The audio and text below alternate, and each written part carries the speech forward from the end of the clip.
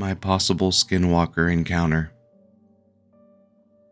I went to camp when I was about 14.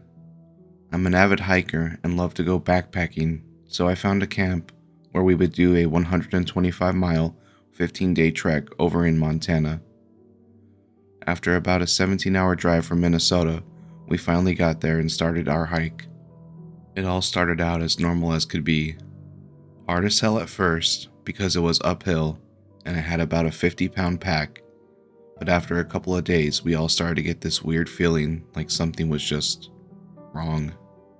We assumed we were just homesick and kinda just brushed it off.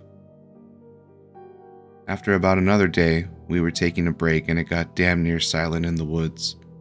And if you go camping in the woods, you should know this is not normal.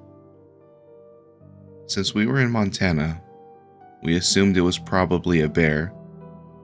So we banged some pots as we walked and had our bear spray ready, but couldn't shake this uneasy feeling like we shouldn't be there.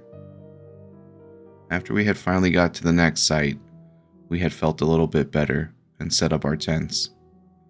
All went fine until dinner time, until we saw a deer. It's Montana, so it's not surprising, but it was so skinny and looked like it had a broken leg, but it smelled like death and just looked plain wrong. We had managed to make enough noise to scare it off, but it didn't run off like its leg was hurt. It ran off just like everything was normal. After that, we were all uneasy but exhausted and got ready to go to sleep, so we got in our tents and nodded off. I woke up to my tent mate Tyler shaking me, and before I could ask why, he pointed to the front of our tent. The moon was out, so we had good light, and I could see what looked like a deer through the tent canvas, but you could tell it was just off. Its body was freakishly long, and it seemed to be on 2 legs. It was just passing around the tents, making this disturbing, chittering noise, which wasn't a normal noise that a deer would make.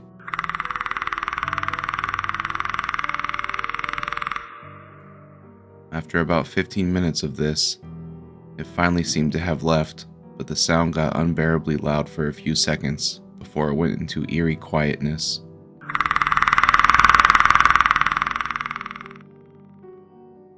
Needless to say, we didn't go back to sleep.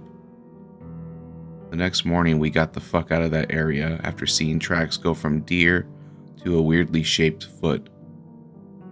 The rest of the trip was uneventful, but we couldn't shake the feeling of being watched until we got off the trail.